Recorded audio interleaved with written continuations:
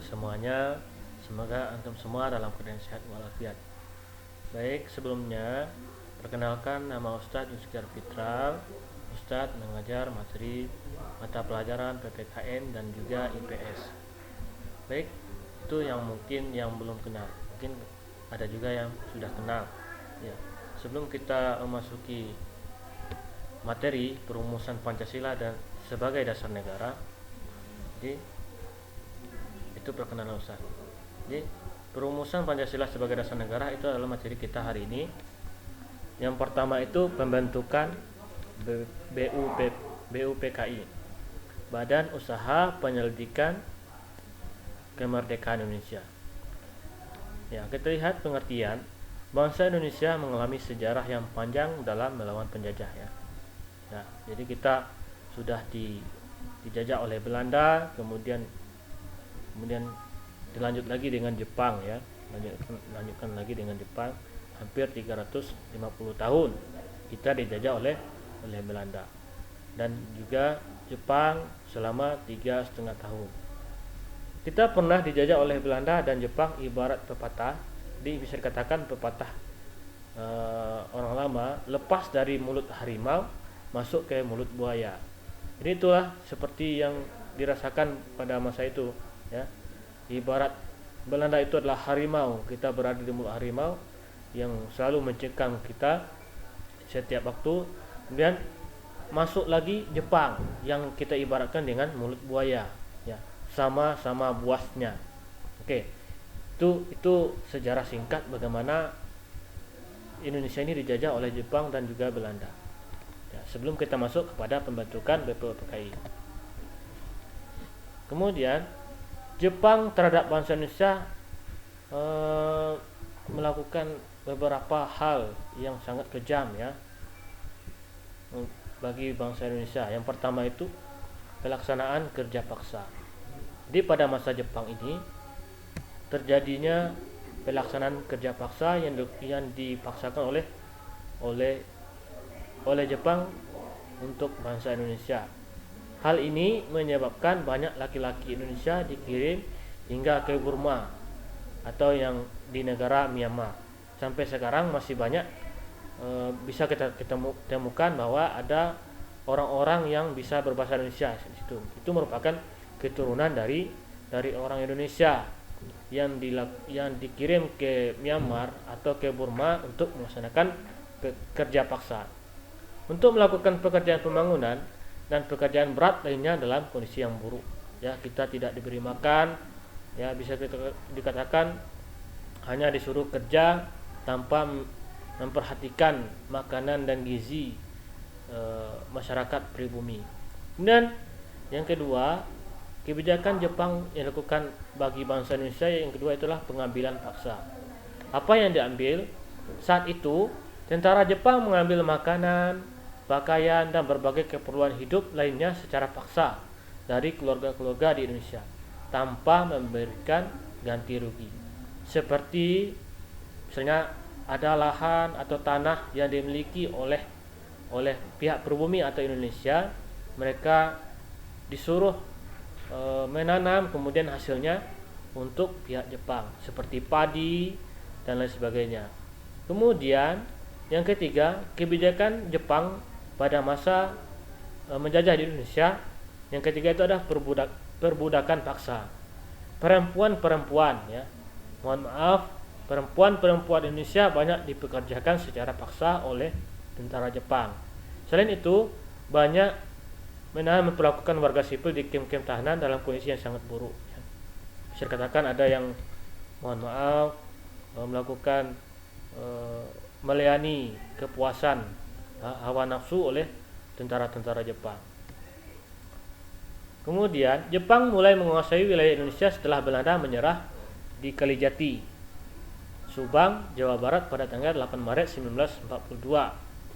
Jepang menjanjikan kemerdekaan. Jadi awal kedatangan Jepang ke Indonesia setelah menang melawan Belanda di Indonesia, Jepang menjanjikan kemerdekaan bagi Indonesia.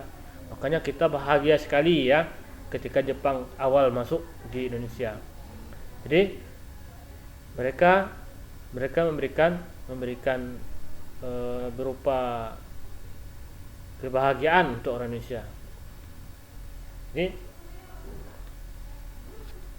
Jepang menjanjikan kemerdekaan bagi Indonesia setelah satu persatu daerah kekuasaan Jepang diambil kembali oleh sekutu. Ya, jadi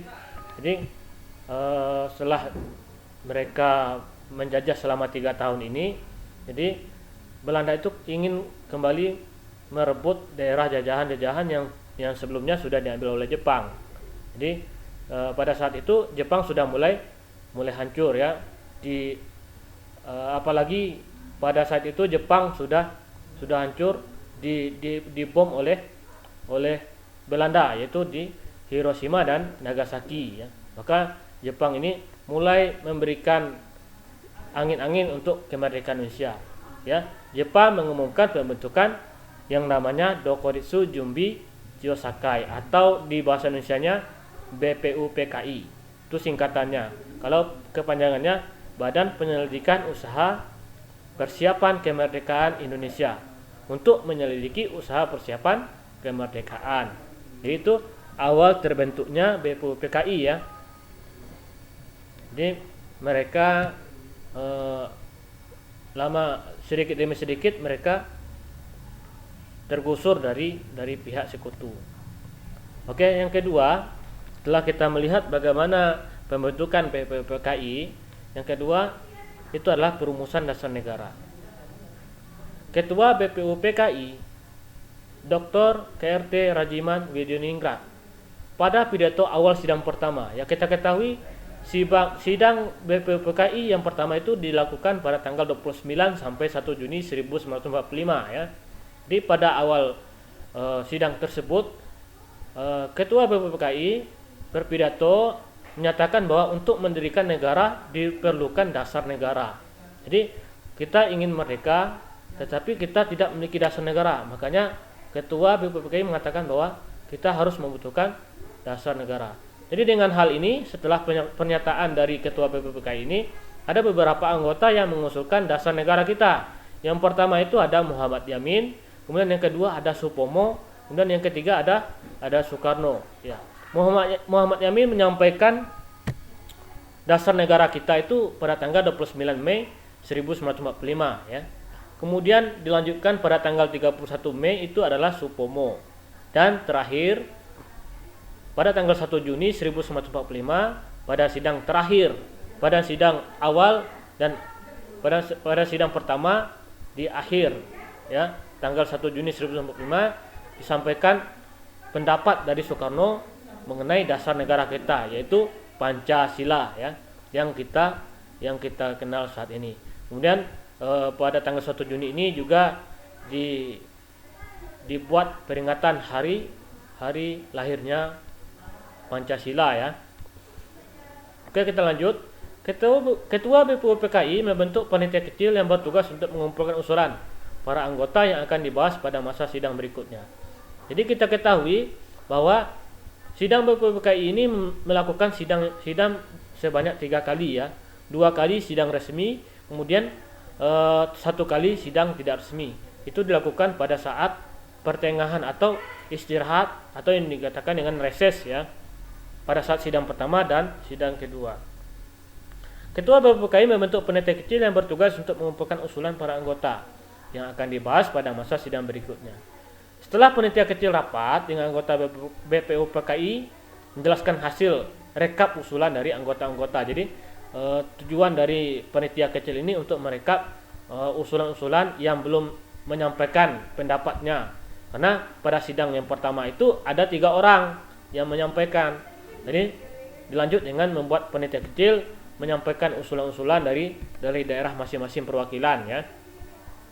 Jadi setelah itu kemudian panitia kecil ini menyampaikan kepada anggota-anggota lain di sidang yang kedua. Kemudian terbentuklah panitia 9 yang menghasilkan rancangan pembukaan hukum dasar atau yang dikenal dengan Piagam Jakarta.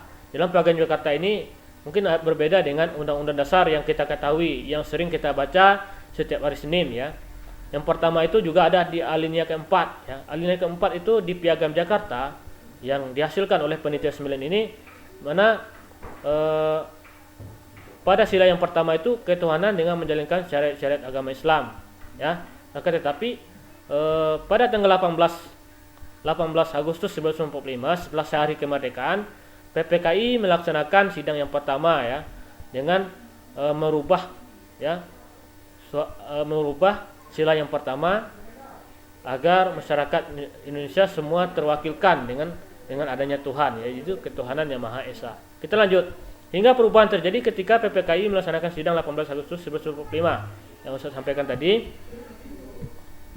Pada sila pertama itu dari ketuhanan dengan kewajiban menjalankan syariat Islam bagi pemeluk-pemeluknya menjadi ketuhanan yang Maha Esa. Oke, mungkin hanya sampai di sini Ustaz menyampaikan bagaimana penerapan Pancasila. Ustaz akhiri dengan mengucapkan alhamdulillahirabbil alamin. Assalamualaikum warahmatullahi wabarakatuh.